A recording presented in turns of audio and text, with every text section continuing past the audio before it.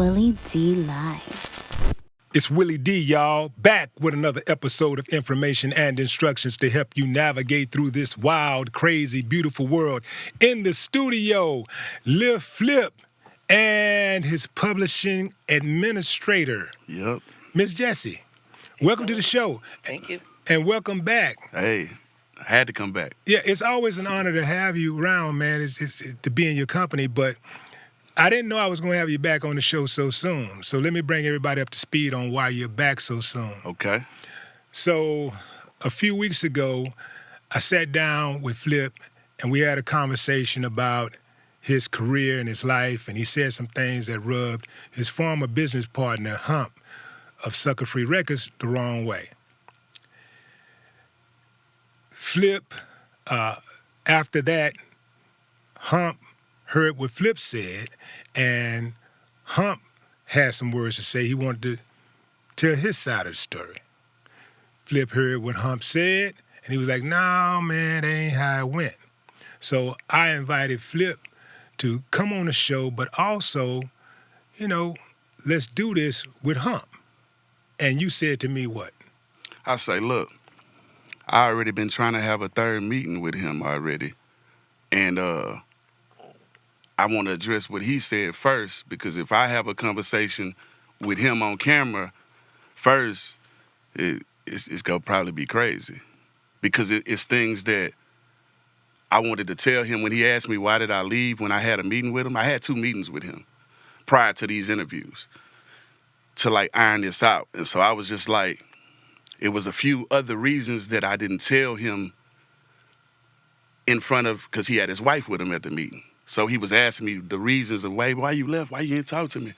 I'm like, I told you this, I told you that, but it was a couple other things that I wanted to tell him, but I didn't want to be, you feel me, disrespectful. So I kind of left those things out. So I'm like, I'm going to come talk to you, and then if me and him sit down and talk off camera, after that convo, then we can have a conversation on camera, but he going to have to talk to me face to face because I still been waiting on the third meeting. Yeah. So the conversation that we had really opened up a Pandora box of questions. And for me, what I do with Willie D Live Conversations is to have conversations where we can try to get an understanding, present information and instructions to help people navigate through this wild, crazy, beautiful world, just like I opened up with. So for me, it ain't never about trying to kick up dust and being messy or nothing like that. It's more about trying to get an understanding. And for 2 guys that I really care about, 2 guys that I admire, or what y'all did individually and collectively, Right. I like to see some type of understanding, and it don't have to be a situation where, it can get nasty, right? Right. Because, a lot of times we get blamed for not being able to have proper discourse, not being able to sit down and settle our disputes like men. Correct. Right? Especially our in race. a civilized manner. And especially Right. people of our color. Exactly. So that's what this, that's what this, even having this follow-up is about. Because so if I can be a conduit for that to happen, Right. That's a beautiful thing. What I want to do is I want you to take us back to before all of the madness, the crazy stuff, Right. the record sales, the money, Right. the groupies, the right. touring, the sold-out shows. Take us back to that first, like how that was. How was it before you and Hump actually started doing business? What was that Thank you. relationship like? So let's go to the beginning. I had to write down some topics and notes so I could make sure I address everything. But before I met him, which I kind of knew who he was in middle school, but I didn't really meet him until I was 16, 17, 18. Those are the ages that I known him, right? We started doing business and stuff like that. So prior to him meeting me, because he made a statement like Flip wasn't known, nobody knew him like that, that's a lie. The youngsters say, that's cap, you know what I'm saying? before I met him, I was already doing freestyle battles, just joking, drumsticks, skating rink, super skate on MLK, Caro's, Club Unique Stadium Bowl, Oasis, Jamaica. I was going out of town, like different people from different hoods. You know how people be like, man, I got a partner, man. He can rap better than you, and he represent our hood, and everybody will put their money up, and you meet up, and we battle just like people would meet up and fight. You know what I mean? So I was doing all those different things, calling in 97.9 the box, doing the roll calls, like all these things, building my names, doing talent shows, family reunion talent shows at the high school. These are all the things that I was doing prior to meeting him. Going to Kinko's, spending my own money, making flyers, going to the car shows, giving away the stuff, watching, you feel me, Rabble I Come perform, 100 Deep. You know what I'm saying? Like, all of these are moments that I did prior to him, like putting in the groundwork, throwing my own concerts. It was this place, what's that, Makawa? That's Makawa, like across the tracks. I'm trying to think what street. I think it's Belford. But it was like this place, the venue you could rent. And, I had through a few shows or whatever. Like, these are different things that I was doing prior to meeting him. So fast forward to me meeting him, like, I heard he had an entertainment company, which was Sucka Free Entertainment. So I'm from Cloverland, so the Botany Boys, we all affiliated. Everybody know where everybody live. Everybody know who is who. So he would throw shows. He threw a few events, you know what I'm saying? I went to a few of the events, but this is before he even really knew who I was. I'm the youngest in the Screwed Up Clique, but I was like, I'm always on the scene, you know what I'm saying, in clubs, super young. So 99% of those events were like empty that he threw. Facts. So anyway, fast forward to high school now.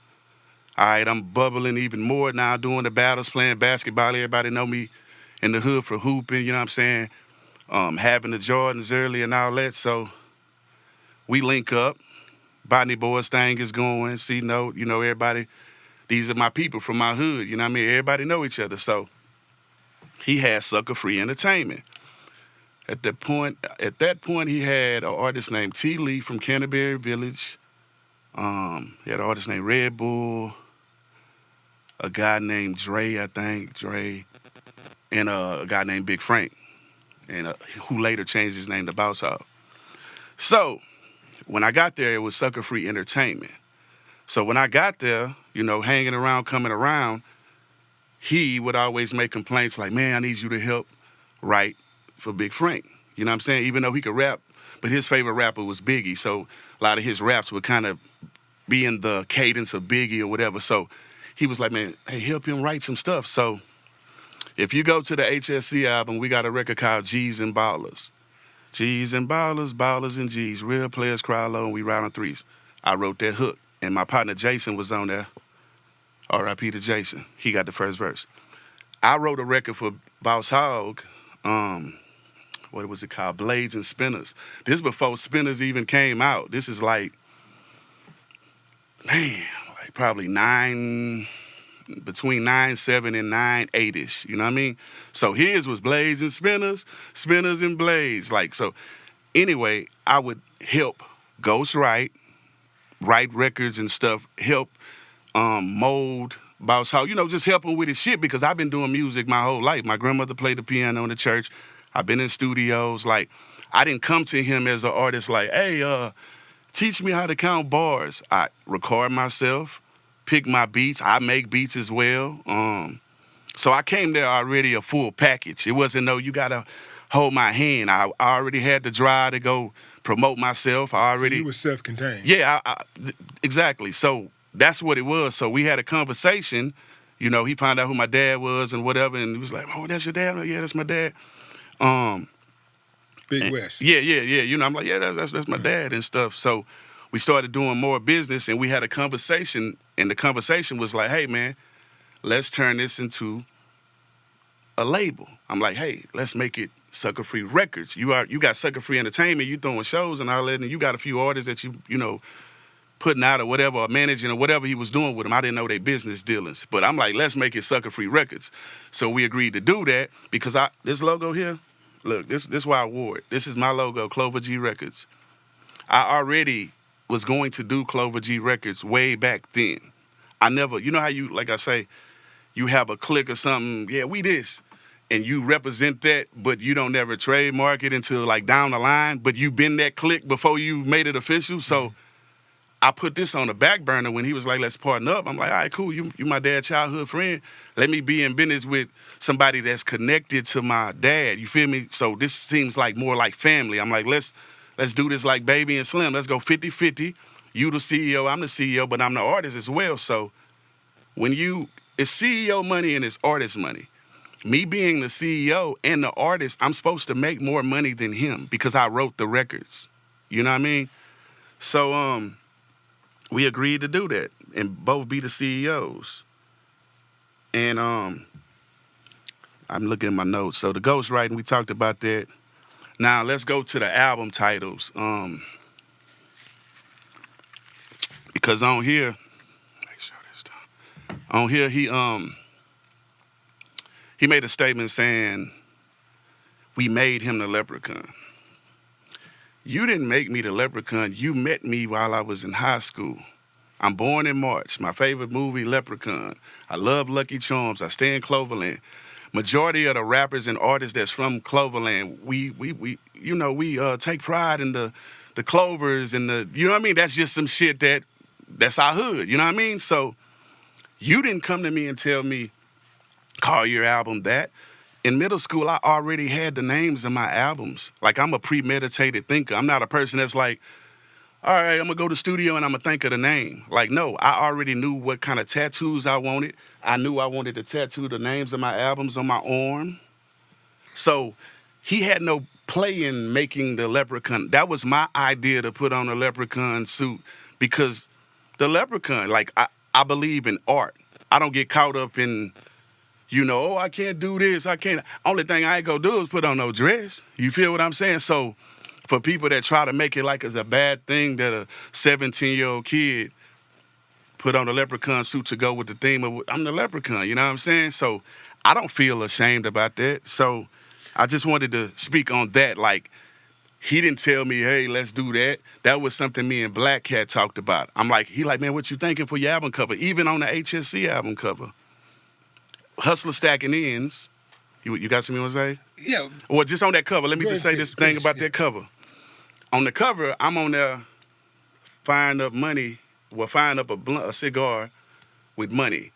Those were my ideas. I draw. So a lot of these things I drew out, and then I'll give it to Black Cat, and I'll be like, hey, I want to do this. Hustler Stacking Ends is a group I made in middle school, way before I met him. You know what I'm saying? He didn't put that group together. I handpicked the members. Different members were in the group in middle school. By the time I got to high school, a couple different members got in there, you know what I mean? Until I found the right people, you know what I mean? I won't go into details of why different members, left, but some people went to other schools and some people, got on a religious journey and didn't want to rap about cursing no more, you know what I mean? So I handpicked everybody that was in HSC. That was my group. I came up with the name. I got the original tattoo on me. And even with that, he deboed his way on the cover. Why are you on the cover of 3 Young Cats albums? Well, we didn't ask him to be on the cover. He was like, man, y'all going to get these suits, man. I'm going to get on the cover. Like, you're not in HSC. So for starters, why are you even on our cover? It's how we felt, you know what I mean? But we just went along with it like, all right, it's cool. He invested most of the money, you know what I'm saying? So cool, it's cool. But even with that, he didn't invest all the money because, like, his sister put up some money as well. He put up money. Now, it came from him, you know what I mean, his bloodline, but I'm just saying, don't get up on here like you put up all the money because there's more than one side to just getting posters and blah, blah, blah. I pay for posters as well. I pay for radio advertisements. I pay for T-shirts. And one of the most important things, it was me that was helping buy the wardrobe for everybody. So when you see other group members, not saying they ain't have no money or nothing like that at all, but at the time I had more money than the people that was around me. You know, How was you getting money? Allegedly, Okay, I got it. allegedly, Say you know, less. I was hustling. Yeah. I was hustling, and I had people that like to, you know, do nice things for me. You know what I'm saying? I charged for my time. So you were actually paying for your own radio ads? I paid for some of them. Yes, I did that. For which records? No, I'm for concerts. These were for concerts. Okay, These was for concerts to Okay. get the records, because this is before we even put the records out. And then after that, after we started putting out records, then like what we did first, we did HSC, and then we did the Leprechaun. So those are 2 albums that I was still like. He would do his thing, but I also had built my what's the word, Rolodex full of people as well, because when I'm traveling doing these battles across I'm taking contacts, because my dad told me, man, if you're in a room with people, talk to them, find out what they do first, because you might be in a room with somebody that can help you. So once you find out what you do, what's your name, then I get their numbers. Stop. Yeah. So you was up on that game at how old? Shit, my dad taught me these things when I was a baby, bro. Like literally, bro. Like he taught me these things, bro. I'm getting chills because nobody taught me that, you know. But I taught my son that at a very young age. Right. When I look back at my own life, and I look at how I used to roll, I remember my kid's mom. You know, she's a mechanical engineer, so. Right. She tried to invite me to these corporate parties, and I never wanted to go because they were boring to me. They Right. always asking, so what do you do? So what do you do? That's the first thing they want to know. What do you do? And I thought these motherfuckers was feds or something. I'm like, hell did you want to know what I do for all the time? And I'm thinking they're just being nosy, but no, they want to know because perhaps we can do some business. That's why they say your net worth is determined by your network. Right. And you got that way back, man. Salute to your pops for that. Nah, he taught me a lot of stuff about life that's like embedded in me. That's why I move like I move. You know what I mean? Every interview when a person asks me about the split, like I take the high road, and I'm like, I just felt like the money wasn't right. I didn't get on here and go into detail on everything that he was doing and everything that was going on at the house. And like, I didn't go into that because I come from the era of the OGs before the internet. I feel like it's corny. Any person, you can ask any person, fact check this, like I told you on the phone when we talked the other day. Throughout my whole career, any artist or person that I had a problem with or we had a disagreement, I got on the phone and I called them. Or I looked them in their eye and sat down and talked to them. I don't care about how old you are. When I was 17, 18, I was going through a few local rap beefs, you know what I mean? Most were with people my age, and, you know, a couple were people that were older than me. So if I ain't scared, to, you know what I'm saying, to lyrical warfare with grown-ups or whatever, and then I come from the streets as well. I'm what you call a person that grew up in the church but in the streets. I grew up in both. Sometimes I apply more of the church logical way of solving the stuff, but at the end of the day, I'm a warrior though. And like literally at the end of the day, I'm a warrior, but I'd rather go with logic because, like I said, I raced. When it comes to record labels, most of the record labels that was made by black people, they all crumble because of greed, because the people don't have conversations and because people are used to doing things. So if you're used to controlling money and talking to women in different kind of ways and, you know what I'm saying, make it like, if you're going to try to treat your partners like you pimping them, but you can't treat me like I'm a hoe. I'm not a hoe. I was a little boy. Now I'm a grown-ass king. I mean, I ain't gonna say little boy, but I was young, but I still mentally I was still light years ahead of my age group, but I'm not no little kid. I'm not no teenager no more. What exactly in that Hump interview did he say that made you say, I don't not only agree with what he's saying, but I want to come back on the show. I want to come back and straighten this out. The most important thing is the stealing part. Because everybody know me, man, I don't steal. Like, if I need something, I ask you for it. And that's after I try 300,000 ways to go get it, because I don't like asking nobody for nothing, because people you like to throw, shit back in your face. You know what I mean? So I'm one of them people that I'm going to go get it. So for you to get on here and say I'm stealing, which is defamation of character for starters, if you claim to have the best legal team, then somebody should have talked to you and told you to be careful with your words. So now that's another thing to pile up on all the other stuff that I got to take him to court for, because he didn't want to have a conversation, because we're supposed to have a third meeting. We had 2 meetings. First meeting we had was at Exotic Pop, which is the company I own, all right? We talked. Now, and it's the stealing part is why I'm here, and I know I'm talking about the Exotic Pop part, but it's a part also when he said things were happening while he was on his deathbed, something got stole. So just remind me not to forget about that part, because I want to go back to that part. But we had a meeting at Exotic Pop, the first meeting. All right. Look, he been passing messages through my daddy, you know what I'm saying, for many years, right? After I separated with him, in my mind, he didn't exist to me no more. You know what I'm saying? I was done with that. I didn't care what happened. I didn't care. I was making my money. I ended up being way more successful without him, because a lot of the ideas that I had, I got to execute them. Even back when I did the Leprechaun album and the HSC album, I'm like, hey, man, we need to start doing these movies, man. Let's put out movies with our albums. Let's da-da-da-da-da. Man, little bro, man, you know how much a movie go cost? Man, that's gonna cost a whole bunch of money. No, it's not. It's about the resources and the cameras. If I got partners and access to houses and cars, man, you can spend a little bit of nothing off a favor.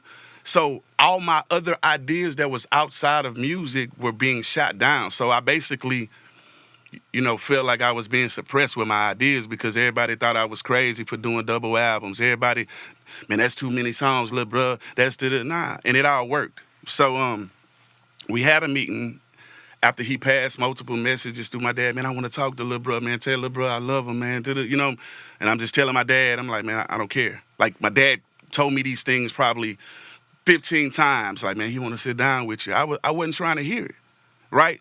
So eventually I'm like, all right. My dad asked me this shit like 20 times. All right, let me go sit down and look at him, look him in his eye and see what's going on, right? Because I had a problem with him not giving me any of my royalties and my money from the Leprechaun album and the HSC album, right? So I'm like, all right, well, this is my chance to, sit down and talk to him, look him in his eye and see what he got to say about this. So we had a meeting. I'm there. He asked me, like, man, why'd you leave, little bro? I told him a few of the reasons.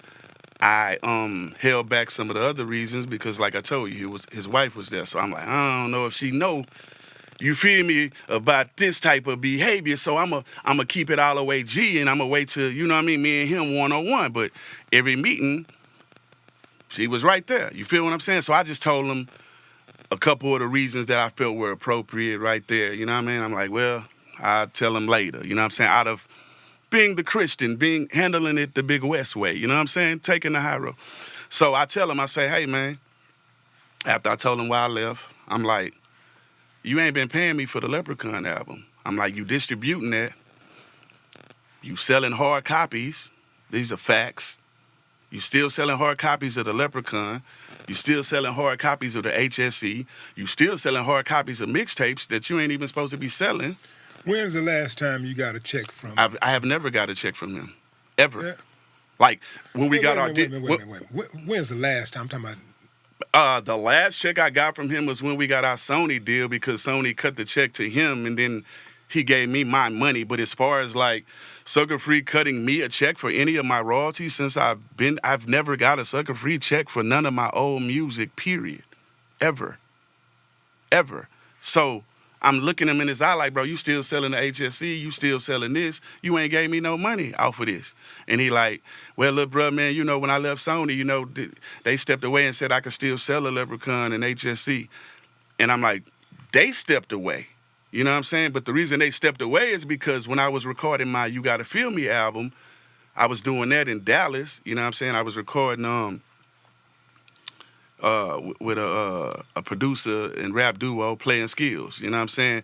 And I recorded the album out there, and then he collected some money from Sony like I think 100,000 or 200,000, which was for the recording budget of my album. But by that time we had already fell out. But Sony didn't know like yet that it was about to come to a head. You know what I'm saying? And he basically took some money from my budget for the album, and I never got none of it. So I'm like, all right. So these are the type of things that was going on. So I'm just looking him in the eye and say, look, bro, just because Sony stepped away behind that, you know what I mean? Because we did like a split buyout type thing. I think I can't talk about the details, you know what I'm saying, of it, you know, but we had to do like a buyout type thing. And he went his separate way, and I dealt with Sony like on my own. So Sony stepped away from the Leprechaun and HSC to let him do his thing. I never stepped away. So you got paperwork from them saying, hey, yeah, you can sell it, but you still got to pay me. I was the CEO and the artist, and I wrote majority of that stuff. So I'm telling him this to his face. I'm like, I want to see the numbers, you know what I'm saying, with the, you know, with the paperwork or whatever, and so I can know what's what, so I can see what you made. And he said, man, little bro, let's just start from right now. Let's just split the money from right now, moving forward. I say, nah, bro, I got kids. I want to see what you made so I can see if that's a number that I'm forgivable. Like I appreciate you investing money in, which is a loan shark. You invested money in, you made your money back times 500,000 type shit. You know what I mean? Like you've been made what you invested back. At some point, you're supposed to pay your people once you recouped your money, you're supposed to pay your people. So I'm like, let me see the numbers. And he was like being stubborn or whatever. And I say, look, guess what I'm going to do. Give me 50% of what you owe me. Just give me 50%, you know what I'm saying? And let's move forward, because she found some money that's out there that we can go collect or whatever. But he still doesn't understand. He's misinformed. You are entitled to part of the record label money. That doesn't mean you take the artist's money, the writer's money, the da-da-da-da-da. You take part of the record label CEO money, which part of that money is mine as well. Did Hump acknowledge that he owed you 50%? I mean, did he acknowledge that he owed you money? When you offered the 50%, offered for him to pay you only 50%? Nah, he didn't acknowledge he owed me money until after, like, me kind of like grilling him, like, bro, so you're gonna just sit here and not, like, he tried to downplay that I wasn't the CEO. He tried to downplay that we weren't 50-50 partners. You know what I mean? Do y'all have an operator's agreement? We don't. And you want to know why? Check this out. This is the crazy part. That's why it would have been more wiser for him to sit down and talk to me for the third meeting, because I was 16 and 17 years old when I met him. He doesn't have no paperwork from any of my parents. When you do business with a minor, you have to get some kind of paperwork from their parents. So you're sitting here doing all this on some clout chasing, getting on TV and, you know what I mean, on the internet, doing this instead of talking to me like a man to my face, because that's why I sat down with him. I'm like, man, you know what? Let me sit down and debunk the stereotype that black people can't sit down and talk. I'm like, let me go talk to him, right? So when I look you in your eye and tell you, man, just give me 50% of what you owe me, and you say, man, little bro, I can't do that. I got to talk it over with my family.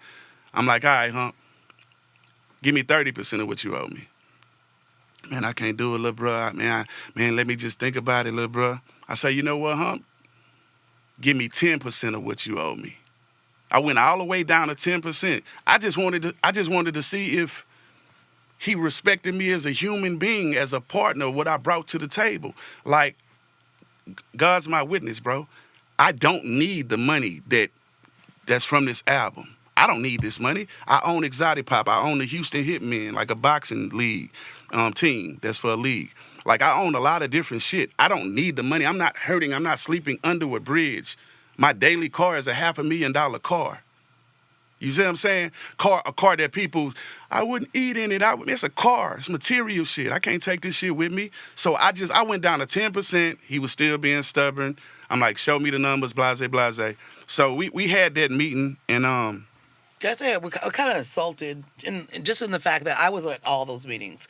I flew down to attend those meetings, and what for a thief to call you a thief is pretty awful, because his whole when he talks about the royalties, he's living off of other people's copyrights. I mean, for many years he was collecting Flip's his publishing. Correct. And I have proof that for at least 10 to 15 years he was collecting 100% of any of those albums publishing in concern to Little Flip. You got proof right there? I got proof right there. Let me see it. So this is the 2018 BMI, and Hobbs Publishing is the publishing company for Sucka Free Records. So I did pull out. I'm gonna pull out. Let me put here. I'll put Hobbs in here. So I'll show you that every place where Flip should be, who is Wesley Weston. I haven't looked at this one. Let me get one that's just him without other people.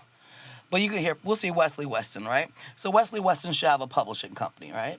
But Clover G is not here, but Hobbs Publishing is here. So Hobbs Publishing is taking 25% of his and somebody else's as well. I'm not sure which one of these, whoever's BMI, but for 50. But I'm going to show you in other places. Come on, go to Hobbs. And I have in fact, I have the entire catalog where it shows, look, 100% writer, Flip, Hobbs Publishing, 100%. Now, Flip has never received a check from Hobbs. That's 100% on the writer's side. And 100, right. So Flip did you did the writing and the music on that. That's the next place that I'm going to. Bought the music. That's the next place I was going. That's why on my notes, the next thing it said number 3. It was talking about the publishing. Like so, like on here he said, man, I've never taken any of his publishing. That's how the stuff was registered. All the stuff was registered the wrong way. Like the artist, it just was from the beginning. You know what I mean? But in my it's showing that you have a certain amount of percentage on there as the writer. As a writer, right? But as a writer, he also is the publisher. Whatever part in the writing stuff. So if this was 50, this should be 50. But that 50 should be, which is Clover G Records, which it is Clover G Records now. His publishing company, because he's the writer, he doesn't have a. It's Clover G Music. Clover G Music. Mm-hmm. So anytime Wesley Weston has a writer share, there should be a matching publisher share, and that's for every artist unless you sell your publishing. And I never did that. And he didn't sell his publishing. He didn't give his publishing to Hobbs. But for 14 years at least, Hobbs was collecting all the publishing in regards to these titles of Flips. And it was my job when I came on board to fix that, and I did. And I can show the emails where I'm showing that I requested that the problem be fixed. And how were you able to fix it? Going up the chain of command, contacting, not only did I have to contact the BMI, I also had to contact, so Flip has a deal with Universal Music Publishing Group. So I am his publishing administrator. I am not his publisher. So I had to contact them, and it took many years as well to get them to change the account so that it reflected properly to Wesley Weston, Clover G Music. But they had to get Hump to agree. No, they didn't. They had to have an agreement because the way the majors operate is that if there's a dispute, they hold the money till the dispute is resolved. Well, Hobbs Publishing never had the right to collect. They would have to have an agreement with Wesley Weston in order to collect his publishing. They didn't have that. They didn't have that. There was no agreement. I never agreed to do nothing with my publishing. Did you even have a contract? We didn't do a contract until after, so when we got the Sony deal. We didn't do a contract until we got the deal. And I signed where it said CEO on some of the contracts with Sony. I signed in the place where it said CEO. So that's what I'm saying with HSC, 16, 17, 18 years old, it was never no contract and I was a minor. Now, let me say this part about the publishing part. Like he got on here and he said, he was like, yeah, man, he trying to collect the publishing for my son. I wrote his son's verse. I got a record called Everyday Ballin'. I wrote his verse. I'm supposed to collect it. I wrote it. Yes. He's also featured on a song called like Hump, that is, The Biz, which talks about the music industry. How ironic that I got him on a song on the Leprechaun on a record called The Biz, talking about how the music biz screws people over. But anyway, I wrote his verse on that as well. So what are you talking about? I wrote it. I'm supposed to make money off of this. So my main reason for coming was, to being called a thief. And let's go to this part right here, because like for him to mention saying like, oh yeah, man, he's taking all the legends, money and this different stuff, like all that is like cap. I never instructed nobody on my team to go change anything. Now, let's be very clear. She's been my public admin for how long now? 2009. You know? So 13, 14 years. Okay. So it was a period where she got busy doing other stuff, living life and doing her other stuff because she got more than one job and businesses, So I had somebody that was working for me start registering my stuff. I don't know how to go on the BMI account and do it. I'm going to tell you why, because the people that was doing it and be doing it, like when I hear them talking about it and I'm registering a record and I got to get on the phone and do these splits, they be like, man, I'm with BMI. I've been with BMI my whole, career. So he be like, man, you do a song with somebody from ASCAP, they count their percentages different, they count it like this. And so that shit was confusing me. So in my mind, I'm like, you know what, let me just have pros and people who understand how this stuff is done. So I had a person working for me. We fell out. You know what I'm saying? Literally. And that person started just doing all kind of weird shit. I started seeing different shit. Like my brother called me. He like, hey, man, I'm jamming one of your older projects, Black Friday, and it says such and such name on the song with the writers on the screen. I'm like, for real?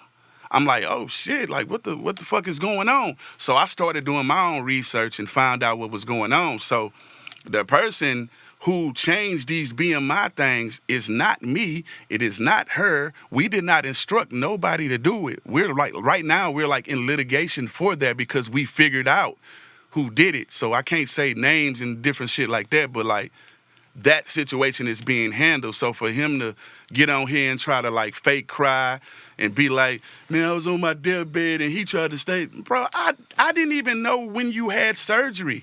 Like I told you, my dad was passing messages to me here and there that he was saying, oh yeah, man, he just got out, man. He said he changing his life, man. He doing gospel, man. He doing Christian rap. So this is like the stuff my dad's telling me when he first got out, you know what I'm saying? Of jail, that is. You know what I'm saying? So I'm getting little stories and bits and pieces, but I didn't know when you were having surgery, you know what I'm saying? So for him to come paint it and, make people feel like play victim, like I took something. I ain't never tried to take nothing that ain't mine. You know what I'm saying? So that shit like really struck a nerve. I'm like, thief. So peep this. This is how people do it, gaslighting and shit. So he get on here and say, I'm taking Legends money like Hawk. R.I.P. to my brother Hawk. I would never take nothing from none of my brothers. They got kids and family. I'm cool with his wife. I'm cool with his kids. Now let's talk about facts and clout chasing. Big Hawk's son, Lil Hawk, he works for Exotic Pop. We are helping Lil Hawk with his music. He is signed to Exotic Pop Music. We put videos out. We invest our money, time, put them on shows, different things. I am fulfilling the legacy of what DJ Screw put us together for. Like we got to look out for each other kids. So I would never take nothing from no legend or none of that. So it's like, if you cared about Hawk so much, when Sucka Free had the opportunity to sign Hawk to Sucka Free Records, and he offered him $15,000, and Hawk came back and said, man, I want 30. Let me put the right hand to the man. I said, listen, man, we need to sign Hawk. Even if where the camera's at, that one over there, that one. I said, look, we need to sign Hawk. Even if I have to put some money with it, let's give him the 30K. Let's do it. Have Hawk on Sucka Free Record. Let's do it. I'll put some of my money up. I keep money stashed away. You know what I'm saying? I'll put some of my money up, but let's do it. Didn't do it. Hawk ended up signing with Game Face. So don't get on here and act like you had all this love for Hawk when we had the opportunity to sign him and you didn't want to give him the $30K. I was going to put some money with it. I had some racks put away. And so that was one of the main things, like to get on here and call me a thief and act like. And so now let's go back to the second meeting, all right? Because this is where it gets even. Second meeting was at his house, all right? We get there. Now I'm into it now, you know what I'm saying? Had a few shows yesterday, so I had to kind of wake up a little bit. But we at his house. First thing he say, well, I ain't gonna say it's the first thing, but within the first half or quarter of the meeting, he was like, hey, is that 10% still on the table? Because you know how that shit go. You said this, and all these internet conspiracy people be in the comments like, you said this. Like, motherfuckers, they be putting shit together, so I like to be precise with what I'm saying. But in the first part of the meeting, he said, hey, bro, is that 10% still on the table good? I say, nah. I say, I had time to sleep on that. I also talked to some people around me, and I also looked at my kids, and I'm like, why I'ma let somebody take something that I worked for as a kid? You know what I'm saying? So no, I say this is like Shark Tank. That deal has passed. So now conversations is like more serious. Like I don't remember every single thing that we talked about, because at the end of the day, with the results, seeing that we didn't have the third meeting like we were supposed to, it really to me was a whole bunch of nonsense and bullshit. Because like I said, if a person really want to do right by you, they go do right by you. You know what I'm saying? And well, let me just say that. So the reason there was supposed to be a third meeting, because at the second meeting and the first meeting, he requested to see the numbers. Oh yeah, that's where I was going to get to. To see the numbers. That's where I was coming next. And I want to also bring up, just for we gonna educate artists while we here, okay? Because you said, oh, they come pick up their BMI checks and all that. BMI checks, again, like I told you, those are checks for royalties from the music that is played on the radio, terrestrial radio, not online, which would be Sound Exchange. But what about the record label? I dare, 100%, 200% can show that there is not one tax statement of Sucka Free Records paying Wesley Weston or Clover G Music a dime in the last 20 plus years. You ain't paid me. He hasn't paid them anything for selling copies of units as well as digital stuff. So people, that's two different things. When Flip gave him the opportunity to straighten, and let's be real, Hump's trying to come back again. That's why all this stuff is happening. Hump's trying to come back again, so he's using Flip to come up. He's already used Flip for all these years. And he said that at the meeting. He said that at the meeting. He say I don't want. Then the money dried up. But check this out. At the meeting, he said, don't call him a thief, because when you call him a thief, you say that I'm a thief too, because I'm the person that helps him and many other artists get their money back from thieves. From thieves, like bigger thieves. He's just one of them. But to have it, it's just fortunate enough that we have, somebody that can help him, because as big as his catalog is, Flip has at least 300 to 300 songs registered. But his goal is to be in the world record books for songwriting, which makes the publishers stressful on registration. But the fact is, Mr. Hump hasn't paid a dime.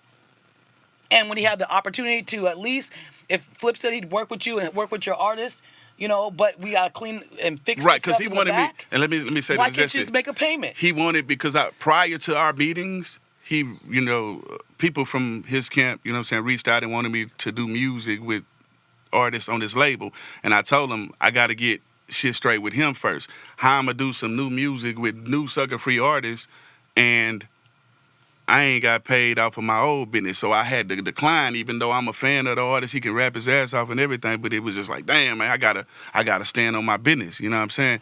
And so, we could also show how much love we was gonna give him. You was just talking about a percentage, because I got everything recorded. You were talking about not even cash money, right? Just decide on what a percent. Show us what the numbers said. Correct. And then I'll go get the money, the real money. So nobody been paid for Leprechaun. and the SSE. Sony got that money for the last 20 years. Sony, I can show you the money that's, well, they can't, the number Are you keeps saying going Hump behind. hadn't been paid either? Hump hasn't been paid either. So y'all got That's what I'm saying. I said I will millions of fix it, dollars but sitting over that's there what at I told Sony. him. So I Yes. said And why y'all we can can't- take the money, the percentages. If you agree with the percentages, I'll go get the money. You know for why? everybody. You know why They Willie holding did? the money You know because why y'all- we can't get Because the they ain't money? agreement, like- Because he want to do nigga business. Like, I'm sitting there telling you, like, I broke it down to him. I'm like, bro, me and you were the CEOs. Just because we fell out and ain't seeing eye to eye, that don't mean you still take my piece of the pie. You take my piece of the pie. I got people right now that I'm not cool with. We got businesses and business and things together, but just because we fell out, I'm not finna take your part. So I'm telling him, like, that doesn't, just because we ain't cool no more, blah, blah, blah, that's not morally right for you to take my money. And it was basically like I was talking to a wall. You know what I'm saying? It was like, so I tell him at the second meeting, I'm like, hey, once again, show me the numbers. And I told him, he was like, look, bro, if I show you the numbers, I don't have that money right now. It's gone. And he said, look, bro, this is how I've been surviving the last 20 years. Off my money, though. Yep. It's cool, keep your part, but give me mine. So my thing, I told him, I say, bro, I'm not here to break you. I'm not here to be like once you show me the numbers, let's just say the number is 100,000. You made 100,000 off streams. Streaming wasn't even around when we did our contract. So for starters, you can't even claim rights to that because that wasn't even, you couldn't put streaming in the contract back then because we didn't know it was coming. So I'm like, bro, let's say it's $100,000 you owe me, bro. Okay. Me showing love, all right, man, you did help invest in me, man. You did, even though you made your money back. If that number is 100 you made, man, just, okay, give me like 50,000 or some shit, like half of what you owe me type shit. Now, if you don't have that all right now, guess what we can do? Moving forward, when the payments come, I'm trying to show you how I still ain't trying to cripple you if you're telling me you fucking still surviving off of my shit. Okay, you owe me 50K. I forgave 50K, even though you made your money back. All right. A check comes, let's say a check comes for 10K. Let's say my portion of that check is, 5K. I just throw a number out there. And then the other portion is 5K. All right. Let's let you get 50% of your money. Let's let you get that 2,500, and let's put that other 2,500 toward what you owe me. My plan was never to be like, hey, you owe me all this money, and so I don't know if you're scared to show me the numbers because you don't want me to see how much you made, or you're ashamed of what you made. But either way, I was your partner, so morally, I'm trying to sit down with you and get you to willingly show me these numbers. If we go to the court, you know what I'm saying? You're going to have to show these numbers regardless. So peep this. This the play that made me like lose all respect. After the second meeting, he told me, he said, okay, look, bro, I'm going to hit Randy up. Randy, runs So South Distribution. He said, I'm going to hit Randy up. And shout out to Randy. Randy actually a good guy. Like as far as with my relationship, I never had no bad blood with Randy. He always showed love. Like, he's just in the situation now, But he's like, I'm going to talk to Randy. I'm going to get the numbers. All right. I said, cool. So a week go by, 2 weeks go by, still got the text. I keep receipts so I can show you proof of everything I'm telling you. A couple weeks go by, 3 weeks, maybe a month go by. I follow up, hey, man, what's going on with the receipts? But like with the, man, I'm still waiting on Randy. All right. A couple weeks go by, a month go by. I say, you know what? I know Randy. Let me call Randy. So I text Randy. I think I text him because I wanted to have it in black and white.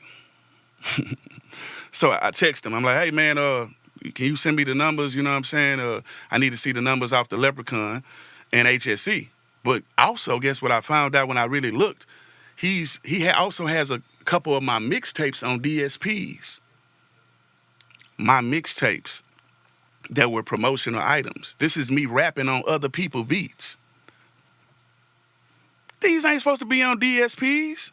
Like, how are you selling me rapping on other people's beats? You feel what I'm saying? Like, back in the days, people did mixtapes as promotional, get your name out there. You got them on DSPs. So not only is HSC on DSPs by So South Distributed, Leprechaun, and then it's a couple of my mixtapes.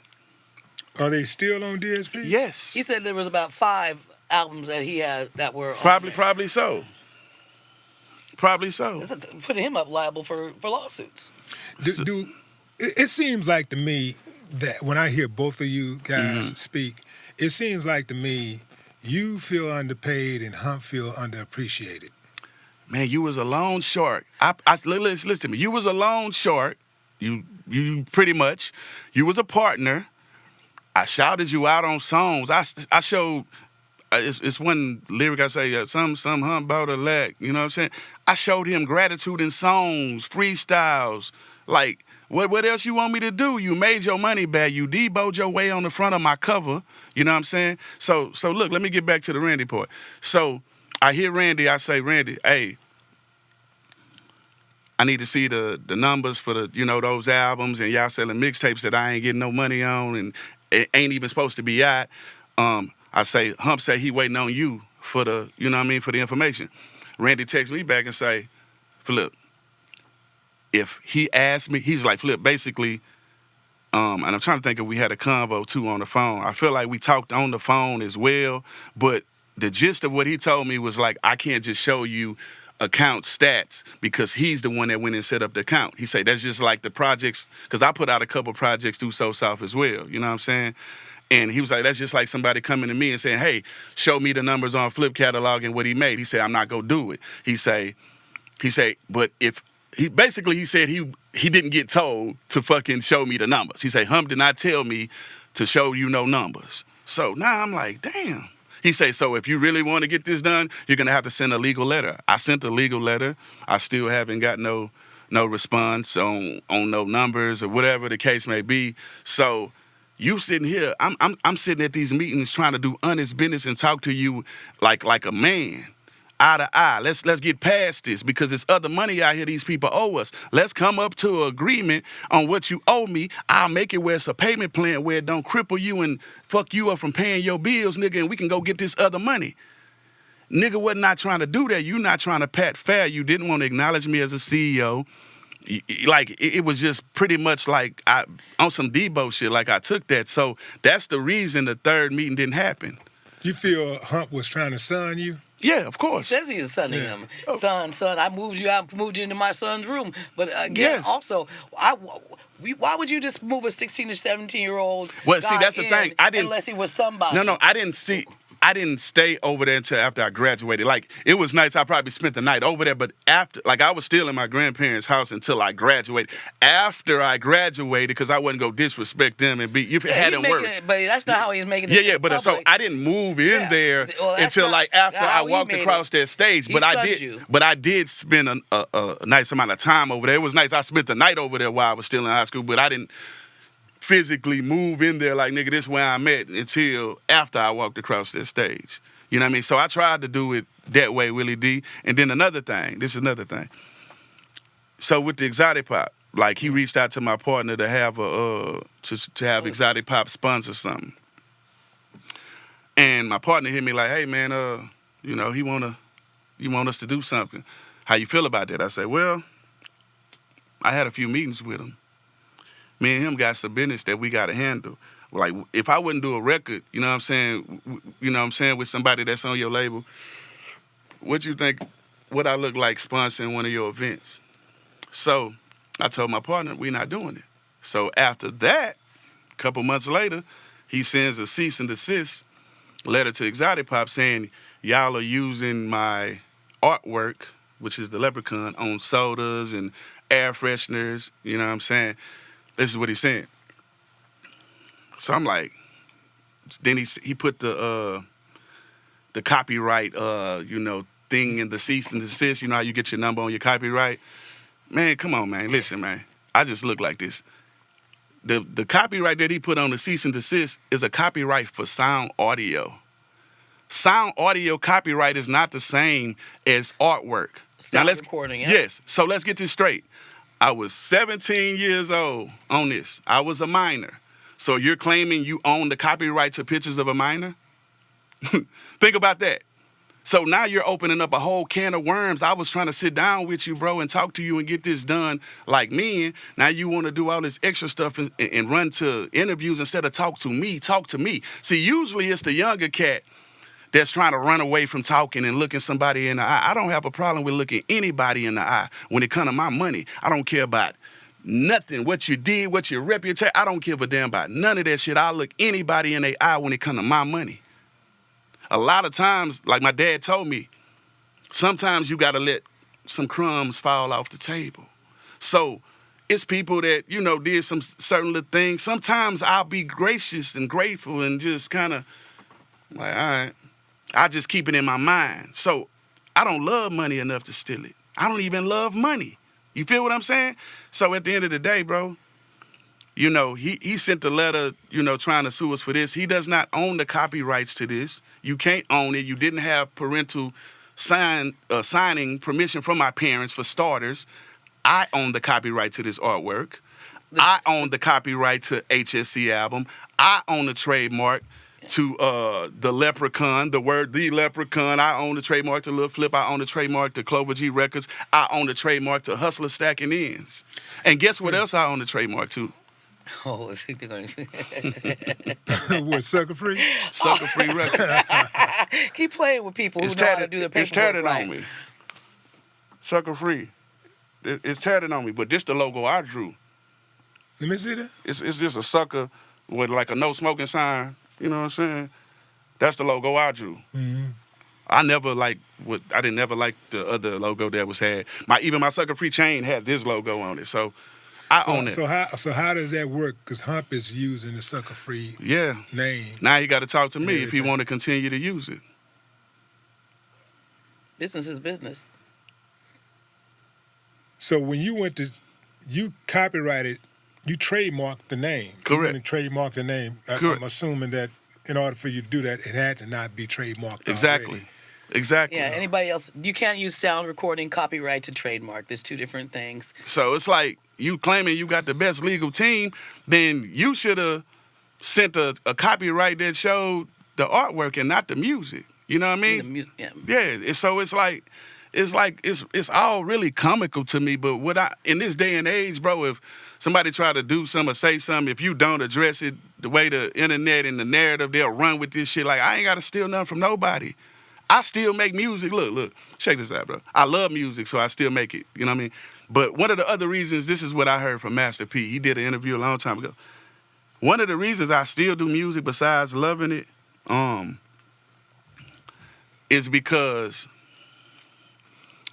like, I'm involved in so many businesses, from Joe Sun Empire, Crypto Coin, to Exotic Pop, to Houston Hitman, to Lord Wolf, this clothing line, Savage Hearted, like Tunnel Vision, where we build courts and neighborhoods for kids and schools. And like, I'm doing so much other stuff. Like, most of the people I hang with is billionaires and multimillionaires. My new motto is I'm only going to hang with people that think like me or bigger.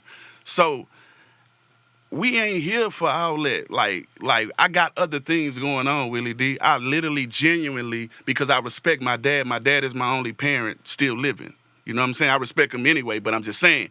So a lot of the moves and the way I handle things, I be like, most people be like, what would Jesus do? I be like, what would Big West do? So even when it come to dealing with promoters, I ask them, dealing with artists, like, it's been plenty of times promoters ain't had all my money. The average person that look like us, what they go do? They go get rowdy, they go want to fight, they go be like, man, that's stupid. From a war standpoint, nigga, that's stupid. You came down there however many deep, nigga, and you're tripping with somebody in their own city over $1,000, whatever the number is, and you might have needed that money. The way my dad taught me, dog, listen, man, you can't squeeze blood out of a turnip. Like, so it's plenty of promoters that owe me till this day, and some paid me, and some remember, like, man, I remember I was short $500, man, you was cool, man. I be telling the man, send it to me when you can, payment plan. If you send it, you do. If you don't, because at the end of the day, my dad taught me, man, if you got 95% of your money, 85%, hell, even 50, at least you got something. Don't take it out on your fans. What do you do when it's packed and they tell you they ain't got the rest of your money? They ain't got that back end. What I do, like, because the word could get around that, well, you ain't got to pay Flip the back end. He going to get on the stage anyway. Correct. That the word can get around, but guess what? I love my fans. I don't love money. I don't love money. Like, I planted so many seeds, really, bro. Like, literally, Like, I could have a slow day and I have a conversation with God. I'm a real spiritual person. Like, everything I do, I move, I'm calculated, and I talk it over with God, and I just stand on it. And blessings just come out it just come. Like, So basically, I can book you right now for a show and just give you the front end. you asking me? I can give you the front. I can promise I'm you not saying you. the I'm whole not. back end and everything. I'm not but I only gonna give you ever. the front end. I'm not gonna ever say that's what you can do. I'm just saying that if that happens and I get in a situation like that, I'm gonna get a promoter, an opportunity to rectify it. But I'm not finna take it out on my fans, because at the end of the day, you still gave me some money. Listen, my motto is this, which I got many. If you've done a job before for free, you can never frown at what somebody offer you. So if I've done a verse for a person for free and a motherfucker offer me a penny, that don't mean I got to accept a penny. But who am I to frown at a penny if I've done this same job for free? It don't matter if I've elevated. So no matter how many plaques I get, how many records I sell, how many double R, that I'm never going to forget the foundation of why I started doing music, because I love music.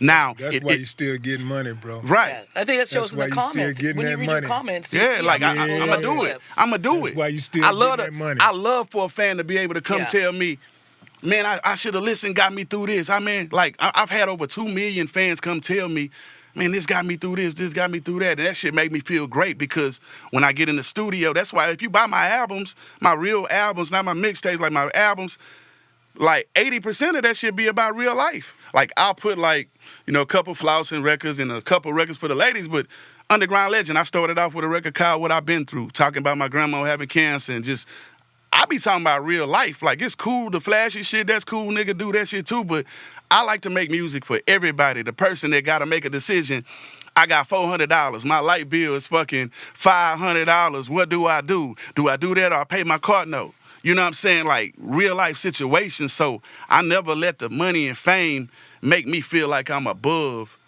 another person. I'm always trying to help somebody. Throughout my whole career, it was always somebody with me. I always split the pot, you know what I'm saying? And I actually made a call, but like before I came up here like a few days ago, to one of the members that was in HSC, just to pick his brain and see if he had saw the interview or whatever. And I invited him to come up here as well. But he was like, man, I'm a private guy, man. You just go represent. But we had a conversation. I'm not going to say his name, but the conversations that we did have, similar behavior was done to him when it came to money and when it came to him being let out the contract. You know what I'm saying? So, and it's other stories from different producers, who made beats and stuff on projects, and it was opportunities to do some business. Like, one producer made a beat, and I ended up getting the beat because I did a feature with somebody out of town, and so we thought the person had made the beat. You know what I mean? Like, they gave me money, and I got one beat. So put the beat out, whatever. I'm thinking, we got the rights to it, and we get a letter. The person who really made the beat.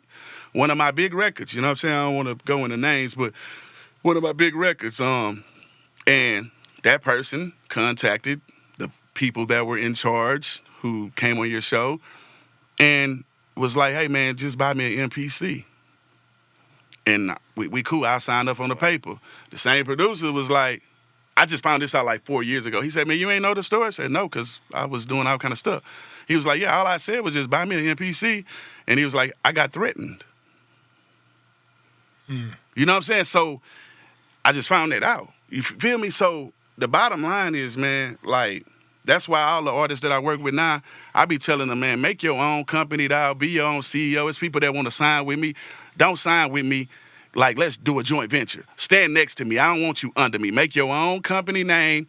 We're going to have your money go directly to you. I don't want to hold nobody money, because at the end of the day, it's much love that I show to different people doing, favors and being that energy, motivating people and not even charging them to do shit.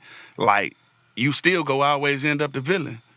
Like, no matter what, everybody's not going to appreciate what you do. So now I don't try to help everybody. I'm way more strategic in who I help, man, because, like, bruh, This shit crazy, man. Like, clout is a hell of a drug, man. People really come be around you and act like you family and rep your brand and do all these things, and they'll have ulterior motives, man. And, you know, the more time I spend with my brother Zero, man, shout out to my brother Zero, like he's actually taught me not to give a fuck about a lot of shit that I used to give a fuck about, because I'm an empath, right? So if a person around, because my dad taught me, if you working with people, have conversations with the people you working with. Because if you don't, the person you working with or that's working for you, the person that's driving you or the person, they might be going through some shit. And if you just treating them like a workhorse, like, nigga, just drive. Nigga, just, you know, just make a beat.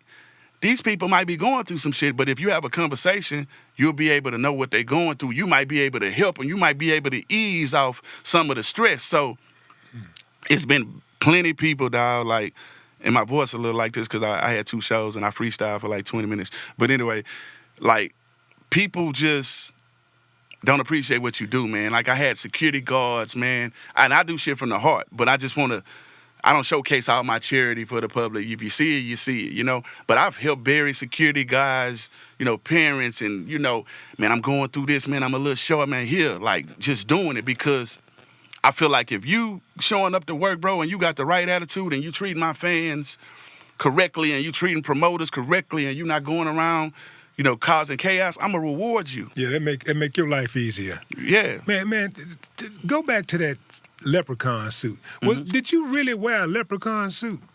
Was that really a suit? It wasn't like a suit. It was a vest. Because I always thought, you know, I was there when Clyde was making the art. Right. I was in there because he was working on my artwork. So he would always show me. I'm sure he was showing you my artwork too when you was in there. Damn right. Right. So I thought he had drew that. I thought he had created that outfit. I didn't know that you actually had wore an actual suit. Yeah, I got a Where vest. in the hell did you find a leprechaun suit from? I can't remember exactly where, but I feel like either I got that motherfucker like from a costume shop or like I just looked for a green vest or whatever.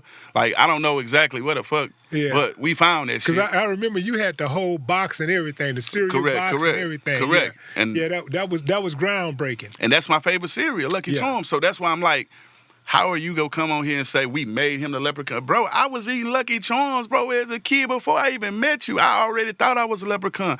I'm born in March, St. Patrick's Day. I'm from Cloverland. There's clovers everywhere. Like, just the whole leprechaun thing, I was already on there before I met you, man. So it's like, I appreciate what you do, what you did, but don't come on here and try to take credit like for too much shit, because I wasn't an artist that came to you that I had to teach certain people how to count bars and write bars and how to quantize beats and shit like that. Like, so don't act like I was just this green person and you just put money into me and you just made me this. No, buddy, I was already a built Terminator when I met you.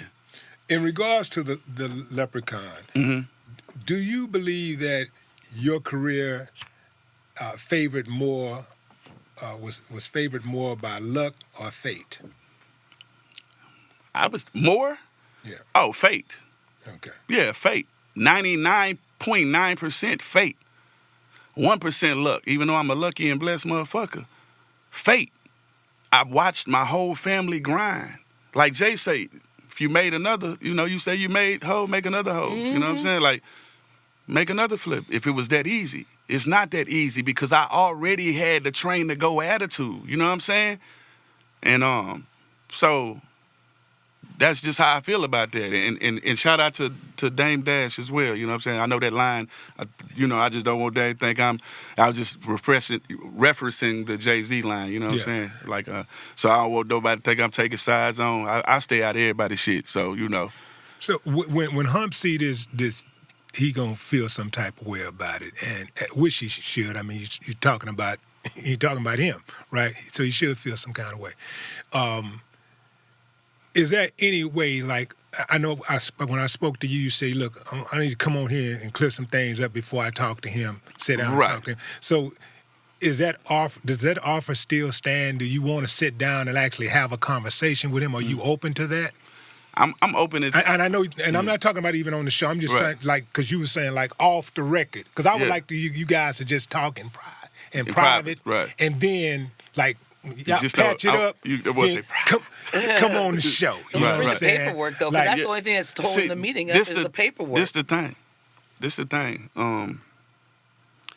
I want to see I don't want to do no, like you say, no more talk. Look, I don't want to do no more talk until I see the numbers from the leprechaun sales and all the stuff that you got distributed through So South right now. I don't want to talk until I see them numbers. I need to see the number of what you made so I can determine on how much I'm trying to forgive you. Because once again, I do not need the money. My kids need the money for the future because I plan to make sure I leave, like how, the Hiltons and all these big brands and families that leave legacies. Like my name, I'm the most successful person in my family. When my name mentioned, I want my shit like the Hiltons. I want to have hotels up and shit like that. So how I'm going to do that, and I'm allowing people to take stuff from my kids and my grandkids and, you feel me, the future. So the bottom line is, if you claim to be this Christian guy and you're supposed to be an OG and all this type of stuff, then you should have talked to me. I wasn't afraid to talk to you the first time, the second time, and the third time, never no time. Like, and so if they show me what was made, the real numbers, like once I look at that number, I'll come up with a number in my head and be like, most likely I'll be like, hey man, I'll just forgive 50% of it. Out the kindness of my heart.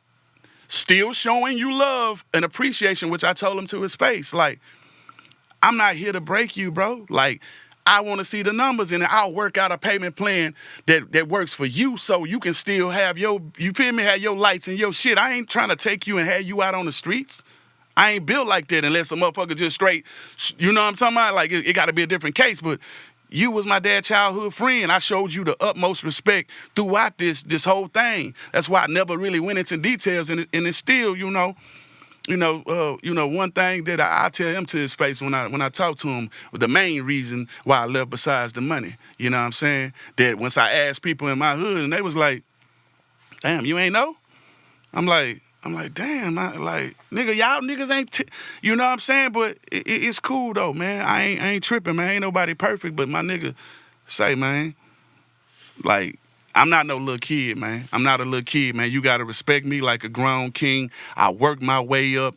I didn't do no cheating. I literally did the free verses, did the talent shows, did the radio drops, fucked with the program directors, took the pictures, kissed the babies, went city to city, pressed up CDs. I did the blood, sweat, tears, clubs where they fighting, running, all kind of chaotic shit.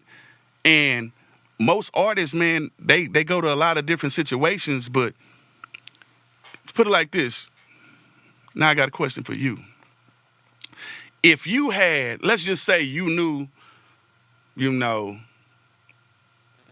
somebody owed you 20 million. I'm not saying he do. I'm just saying collectively it's about that much money that between Sony and other. But let's just say somebody, just owed you I'm going to get that crazy. money. You're going to get that money. But this the real question. The question is this: if you had $10 million that somebody owed you in your account, would you still entertain some of the show offers and some of the same shit? See, a lot of times, when it's a domino effect in this shit.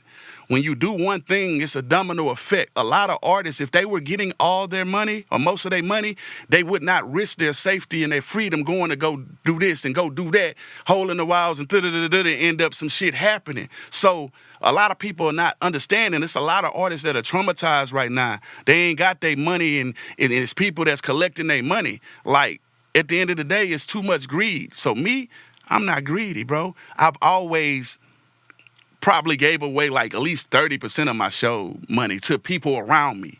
Drivers, homeboys from the hood, security.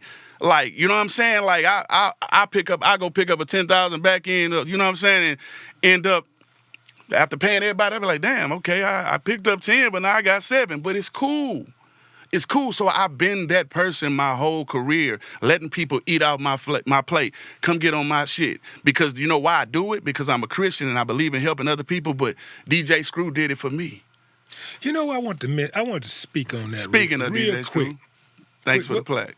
DJ, what's that? That's the Freestyle King plaque that DJ Screw presented to me St. Patrick's Day, March 2000. Finally got it This- back. I finally got 20 it back. years. He brought this to me. He gave this to me at the second meeting. Hold it up like this Okay, so so they can that see. the people can see it on the camera. Yeah, Hump gave, and this was the main thing I really wanted back. Like after that, I was like, I got my plaque back. So this plaque right here, yeah, I got this at the second meeting. He said he didn't bring it to the first meeting because he didn't know how it was gonna turn out. He didn't know if we was gonna have words. So at the second meeting, this is the out of everything, this is the best thing he did since meeting up, getting my Yeah. plaque. I wanted to say to all of you guys, all of you screwed up clique, screw alumni, Right. that I've always appreciated the way that you guys hold screw up. Right. You know, y'all, I mean, the reverence that y'all have for him is unmatched. And that's a beautiful thing, man, because loyalty is hard to come by in this game and really in the game of life. Loyalty. So that's a beautiful thing. You Respect. got it tatted on you, huh? Yeah, it mean a lot to me. Well, we got it. We got it. Go ahead. Yeah, it mean a lot to me, man, because Yeah. I'm real big on principles, dog. And like in the 48 Laws of Power, it say, never get cool with somebody who try to destroy you. Now, I read a lot of books and different stuff. I don't go by each thing people say, like, oh, okay, I like this, I don't like this. It's a few things in that book I don't agree with. But in this case, like, even after he got on Tip's tape, you know, talking, you know what I'm saying, which we squashed that now, you know what I'm saying? So all that's behind us, you know what I'm saying? So, like, he got on there talking and trying to discredit me. You tried to destroy me. You thought that was going to destroy me by you talking on that tape. And God still showed me mercy to come sit down and look at somebody who tried to destroy me. But you know what? People couldn't destroy me no matter what you try to do because I'm authentic. I'm authentic. I fuck with the people. I don't need to be managed by this person or this people when we know which people is controlling this shit. So it's by design. The people that believe in God, which is me, who doing right by his people, that's why we got mymusicpublisher.com to help artists register their music right on the spot and it go right there. You know, like, I'm here on some righteous shit. You know what I'm saying? Like, he should really be ashamed of himself to claim you love me and try to destroy me. I just don't know how that goes. So I still sat down with you after you got on Tip tape, you know what I'm saying, trying to discredit me. You know what I'm saying? I still sat down with you and tried to do business when the average person would have been, man, fuck that shit. Nigga, let's just sue. You know what I mean? So that should show you that I gave you some kind of compassion and I held you to a higher standard because you was my dad's childhood friend. And I thought I was safe, you know what I'm saying, being with somebody that was close to my dad. But now, parents, let my story be, you know, a testimony. Like, if your kids go do music, stay around, try to manage them, try to learn. Even if you got to get a manager that know more, you can be co-manager, learn every job, stay around. Because at the end of the day, when you're younger, people will take advantage of you if you let them. Now, everybody ain't bad, but make sure you with your kids and your people who do music, especially if they minors, because I was 16, 17, you know what I'm saying, around that age when I was doing business with him, and I looked at him as like a family member. I never expected, I just knew always in the end, man, he got my back. We gonna be like, you know what I mean, Birdman and Slim. So in my mind, I never thought he would take from me. And what he did was he made sure he gave me more than everybody else so I can be, yeah, you the CEO, you know what I'm saying? You the artist, let me pay you a little bit more. So he gave me more than everybody else, but I still didn't get what I was supposed to get because it's a conflict of interest for you to be the CEO of the record label, but you the manager. Like when the show money was coming, he would keep the deposit. I wouldn't get none of the deposit. I would have to go do the work, do the show, and then I'll get, you know, some money probably like out the back end. I'll probably get like 60%, and then we'll pay the driver and pay, you know what I'm saying, other members. But wait a minute. You ain't getting none of the front end show money? No. And I was being told that it was to pay bills. Like, we got to pay rent, we got to pay for this, we got to pay for shirts, we got to pay. I was always told, but we were selling a lot of merch. Even my mixtapes. Like, my thing was, I sell an autograph to you. You buy the autograph, you get the mixtape. I got so busy, I couldn't really be shipping out mixtapes and stuff. So once I let him start taking over and stuff, like, I stopped even getting money on my mixtapes.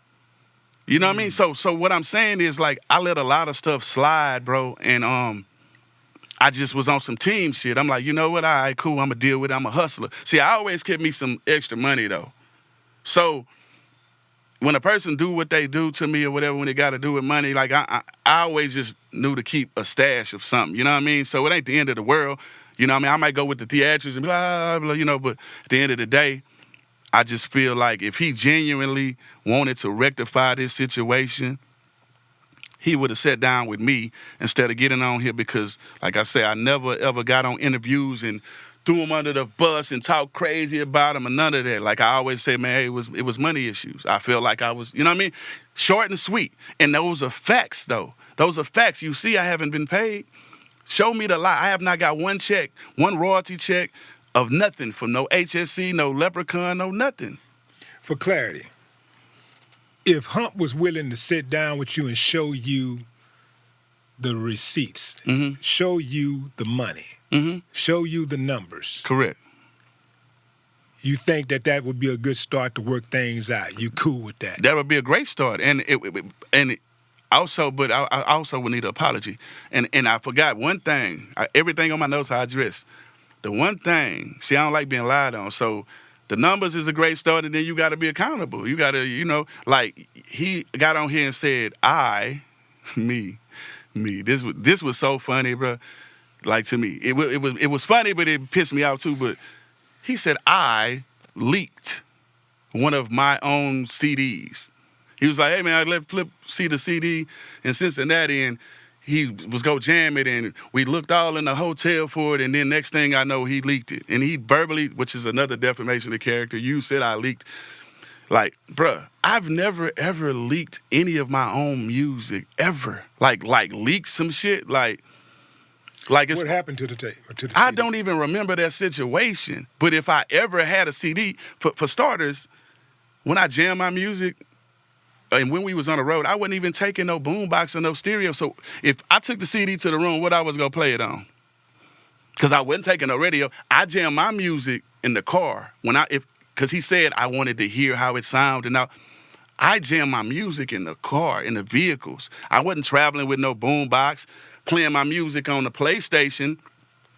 You can't really hear the treble and the bass from a TV. So if I got the CD to hear how it sounded, I would have went to the truck. That motherfucker would have been lost in the truck. But if I ever lost a CD, then a CD got lost. But I've never taken a CD and leaked any of our music ever in my life, dog. And so I was sitting there watching it like, bro, why would you even say that? Like he got another Cincinnati story he said on Donnie Houston wasn't true. And I called him that's the thing, bro. Like, people get on these cameras and they change because they ain't used to attention. I'm used to attention, man. I still move like the streets, like everything ain't for the camera. Like when he did the interview with Donnie Houston, I called him. Like, bro, what is you talking about? Man, ain't nothing happened in Cincinnati with me. Like, the story you telling, like it's gonna be, like, problems, like if some shit like that even attempt to get happened. Like, so I'm like, bro, that ain't never happened. You know what I mean? I told him, he said, okay, well, bro, they was sending me pictures. They sending you a picture of what? Show me the pictures, man. Like, ain't nobody, you know what I'm saying? So I told him that. So people I have problems with, Willie, I call them and have conversations with them, man.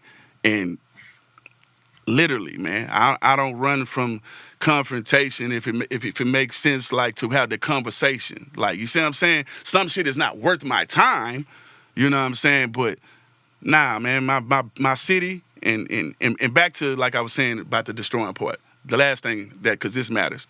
So 48 Laws of Power say don't mess with nobody who tried to completely destroy you. By him talking on that tape, it was like a way of trying to, you know,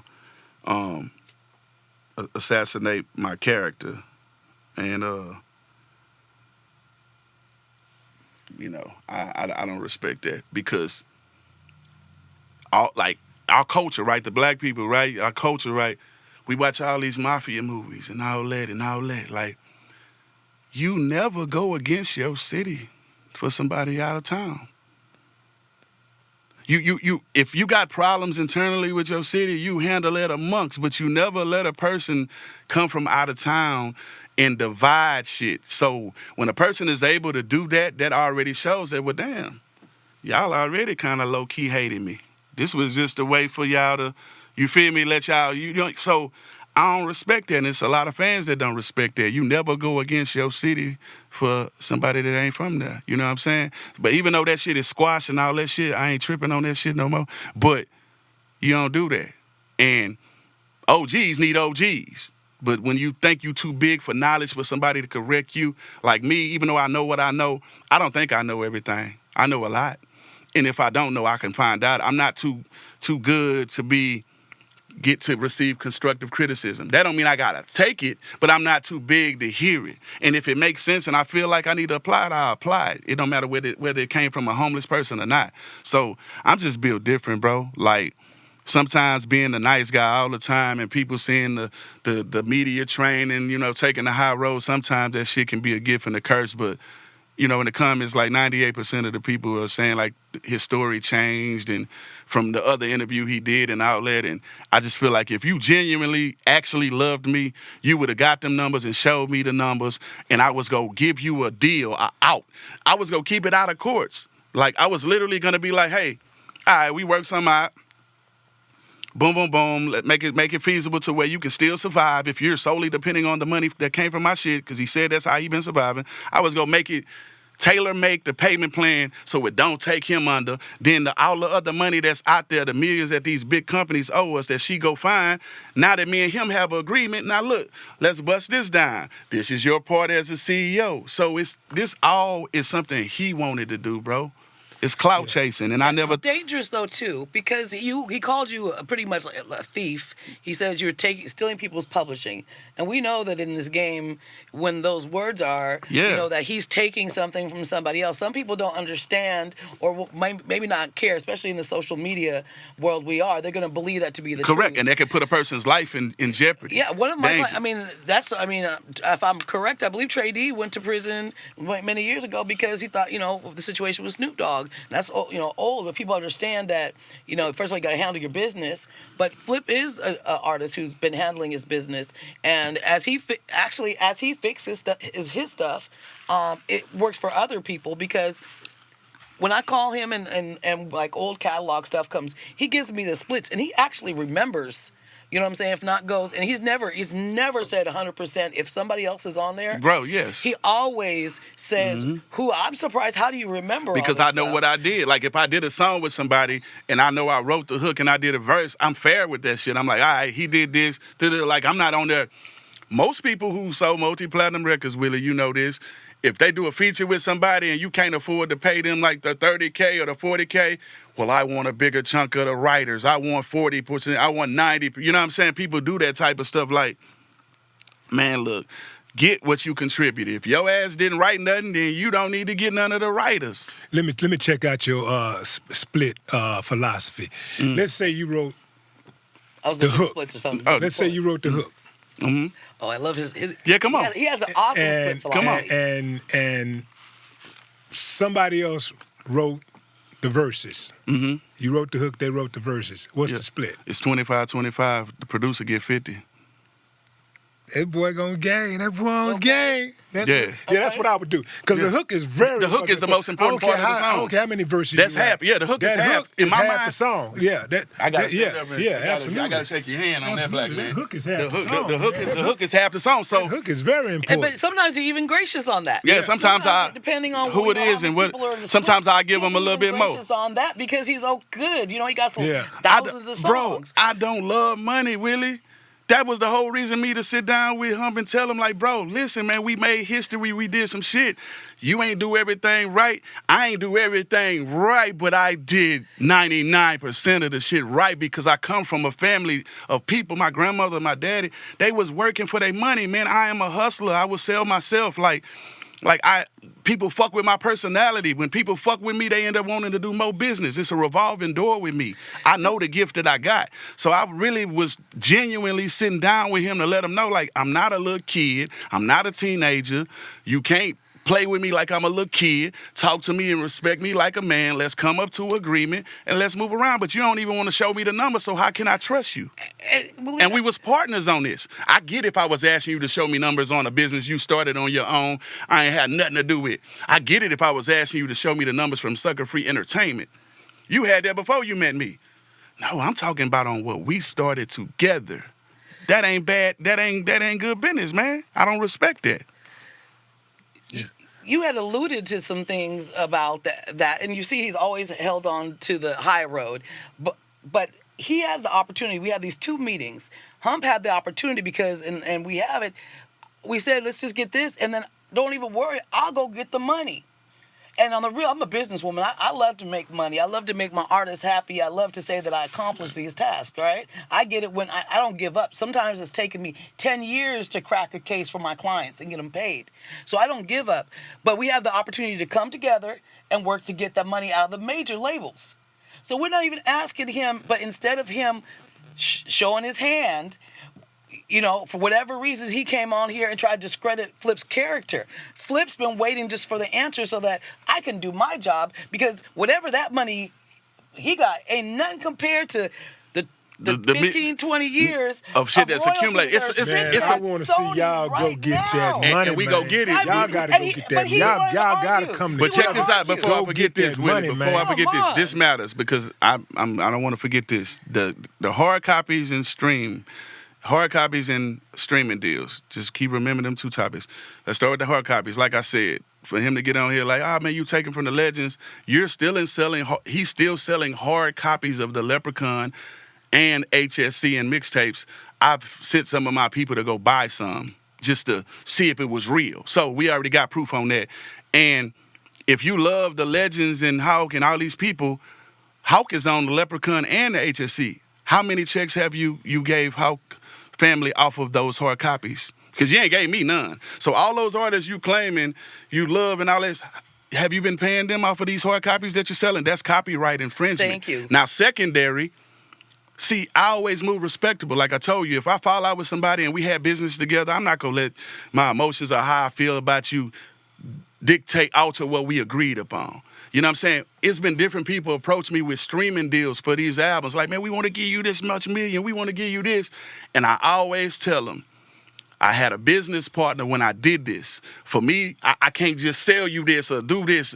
I said I would have to get on the same page with him, and me and him not seeing eye to eye right now. So if the shoe was on the other foot, if somebody came and offered, which somebody probably did, but who knows, right?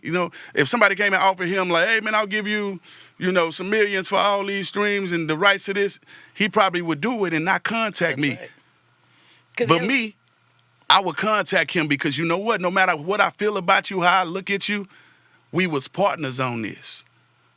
And that's why, man, fathers, man, like if you really got some knowledge, man, take the time to talk to your kids and spend time with your kids, just buying them shit. This knowledge that my dad gave me, it don't matter how much money I got. If I got zero in my account, man, when I get up with the knowledge that I learned from him and what I learned on my own and my grandparents, man, I'ma always have some money. So to the fathers, make sure you really teach your kids how to be a man, how to be accountable. My grandpa was in the Army. He told me if you fuck up, you fuck up. I don't have no problem with saying I'm wrong. Do I like to be wrong? No, I don't. But if I fuck up and I'm wrong, I'll tell a motherfucker I'm wrong.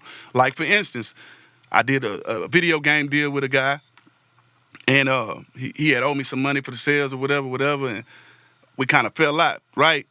And I ain't talked to him in years, and he's like, what's wrong, man? I'm like, man, you owe me money. This is what I'm saying, like telling him to his face, you know what I mean? And he's like, man, I paid you. I'm like, man, you ain't paid me. Then I feel like this for 2 years, right? And so one day he ends up at an office that I own, and the people that was with him, like, hey, I'm like, wait a minute, who is that right there? Then I'm like, put him on FaceTime. I'm like, man, you at my office, right? Like, this is what I'm talking to him and telling him. And he's like, nah, I ain't know. So I said, man, you still owe me money. And we talked, right? It got a little heated, right? And then after that, I got on the phone with him after he left there, and we talked. And he was like, I paid you, man. He said, go back to your text message and check the cash apps. And he said, you don't remember I gave you that at the time you stopped by my house? And I'm like, I don't. I went back to my cash apps and the dates. He had gave me my money, but I had forgot that I did stop at his house a couple times, like when I was on the way out of town. And when I looked at that, bro, I felt so bad. Usually I apologize like one time, maybe twice. You know what I mean? I felt so bad, bro. I apologized to that man probably like 20 times. Like literally, because for 2 years, nigga, I had been thinking this man owed me money and he didn't. So I'm using that as an example to show that, bro, if I'm wrong, I'm wrong. At the end of the day, like, that's how I was raised. You know what I'm saying? So, and there is strength in a man apologizing when he feels he's wronged somebody. You mentioned not having money, you know, in the account. Like it's not been a time when you haven't had money in your account. correct. Some tells me that ain't gonna never happen in your lifetime. But I do want to know what's in the cup. This is exotic pop. That's exotic pop inside that cup. Exotic pop. My red cream soda. That ain't no syrup. Nah, this is exotic pop. Straight exotic pop. Exotic pop. Yes, sir. And how much is that a pop? Man, well, at my shows, they go for 20. 20? 20, man. Is that good? Hello, 20. Hey, man, anything. I'm about quality. I know over y'all quantity. be getting that money, man. I know Yeah. y'all sell a lot of that No, stuff. we really, it really is. Like, it's, man, It's got to be good, though. So many people buying it. There's a lot of people buying it. That's why I'm trying to tell him, like, bro, like, and with Exotic Pop, we helping the legends. All the legends he claimed he loved, it's a big R.I.P. Pokey. It's a big Pokey, a big Mo. All the legends, we put Exotic Pop sodas out with them. On the back of it, it says portions of this goes to benefit the Cloverland community. We give back to that community. Their families are eating. Hawk family, Hawk got exotic pop, Pat got a pop, Mo. All the legends have exotic pops. Not the all families, the legends. well, not all, but I'm talking the people that are not here. But it's mainly the people that's not here. Even though we doing stuff with people, but I'm just saying the fallen legends. By exotic pop, we're actually helping the family have other income. I'm doing what Screw put me here to do. Screw could have signed all of us to his own label and been selfish and been like, y'all, my artists. He allowed us to use his platform. He put us together. We formed a brotherhood. He's gone. So what are we supposed to do? We're supposed to keep his legacy going. We're supposed to keep doing what he saw us doing when we were around him. We're supposed to help each other, lift you up. Hey, man, you ain't got no money. Hey, you ain't got no motion. Hey, you ain't got no show. Hey, man, come do these shows with me. Like, that's what it's about, throwing alley-oops to each other. And that's what I do. Man, you could damn near market that as like a youth serum or something, because you still looking young, man. Like, what's the regimen like? What do you do on a daily basis? What kind of food you eat? Man, shit, shrimp, broccoli casserole, steak. So you still do red meat? You do? Yeah. Do you do fried foods? I do fried. A lot? Twice. I do it twice out the week. Twice out the week. Yeah, 2 days Okay. I eat fried foods. Everything else is grilled and baked and shit like that. Yeah. Yeah, but great karma as well. Like great karma as well. You know what I'm saying? Like I sleep well at night. Like I felt and feel, and God knows my heart, that I done right by everybody I fuck with. If a person is already on and they bring you along for the ride, no matter what your skill set is, not saying you're not bringing no value to the table, but if a person is already on, I'm a solo artist. I don't need a hype man. I don't have to have, all this entourage extra stuff. So if a person is allowing you to go on the road with them and go overseas and and take you out the hood and if you agree to a certain price, stand on that. Now, when it gets to a position where you feel like that price is not good enough, then you have a conversation, but don't hold the shit in and talk to your partner, man, he ain't paying me, he's right there. Man, talk to me about it, because if you doing a great job at what you doing, I have no problem with bumping up your pay. Because I want people to come work with me and be happy. I don't want work to feel like work. Nigga, we having fun. My team, we smile, we make money, you know what I'm saying? But we still moving militant. So it's kind of like, that's the environment I want to be around, man. People who think outside of their hood, outside of, their circumference. Like, why isn't it more black billionaires? You know why? Because when black people, not all black people, when most black people go into business together, instead of doing business, it turned into some nigga shit. Like, let's do business. Well, I think most people, when they go into business, it turns into some nigga shit. Man. You know what I'm saying? Because if you really think about it, a lot of businesses, even the ones that where they become billionaires and stuff, they always split up. Like Yeah. you can look at Apple, you can look at Microsoft, you look at all of these big companies throughout the years, PayPal, all of them, they split up down the line, So I think that's a misconception. We don't have that part on lock. But what we do got on lock is another dope ass interview. Nah, definitely. I appreciate definitely. you coming on the show, man. Nah, I really I had do. to. I appreciate you coming on the show, and I ain't gonna lie, bro. I want to see y'all work it out just so y'all can say, yeah, man, I want to know what that number was, because I Me know too. that number big. I want y'all, because I know y'all ain't gonna say what the number is until you know what the number is. Right. But when you find out what that number is, and I know it's in the millions, man, y'all need to go get that money, man. Man, I don't believe I in hope that it's money in on the the millions, table. but I doubt Nah, it's that money, in the millions. That money got to be in the I millions. doubt- Because they ain't paid. They haven't paid. But the way, well, the money that these bigger companies owe us is in the millions. Yes. But I don't feel like the money he made off of just the streams of those 4 projects is in the millions based on the pay rate of what they. Oh, it's only 4 projects. Yeah, it's my Leprechaun, it's my HSC, and then it's some mixtape shit that ain't even supposed to be up because it's on other people's beats. This is what it's like. And it's crazy shit. So it's like y'all are. It's crazy, bro. And can we also say, because I want to say, because he did mention me in the other one about, I told him, let's even talk about Hobbs Publishing. He didn't even collect. When we switched over, there was money. There was money in the account. And at that table, I asked them that they got it. They said they didn't get it. But you got to think, before we switched it over, his publishing back over to him, it was supposed to be going to them, but they had a bad address. So that there was money over there accruing. And, we were willing to help. We were willing to help. I mean, I would wonder what you would want to do when you sitting here waiting, there's big money out there, but instead of him doing the little thing he had to do to get the bigger pot, he go on a podcast and say you're a thief. Yeah, that shit crazy to me, dog. People try to reverse. People will fuck up, and then they'll try to reverse it and play victim. You know what I'm saying? It's like, bruh, you ain't, the way he was, sitting there, man, he did it while I was, having surgery, man. You trying to sit there and fake cry. You not fake crying every time So pay you some money. And you don't pay your artists. You ain't, when So paying you money from streams, let's just say you don't care about me. Let's say all the legends that you say, why you ain't sending them no money off of the streams? You didn't write none of the music, bro. You're only entitled to whatever the record label part is, but I'm the CEO too, so half of that's still mine. But streams were not around when we did deals. So you're collecting 100% of something that ain't even in no contracts because they were all done prior to streaming. So you just think you can just keep all that revenue? No, I actually wrote that shit. I didn't make none of the beats on that. I helped people, I didn't physically play shit. I've told people what I wanted made, but majority of my hooks, you know what I'm saying? I wrote.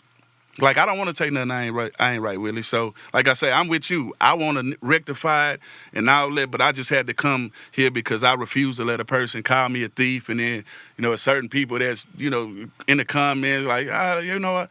It's nah, I don't have to steal, bro. I don't need the money. My family need the money for the future. That's what I'm thinking about.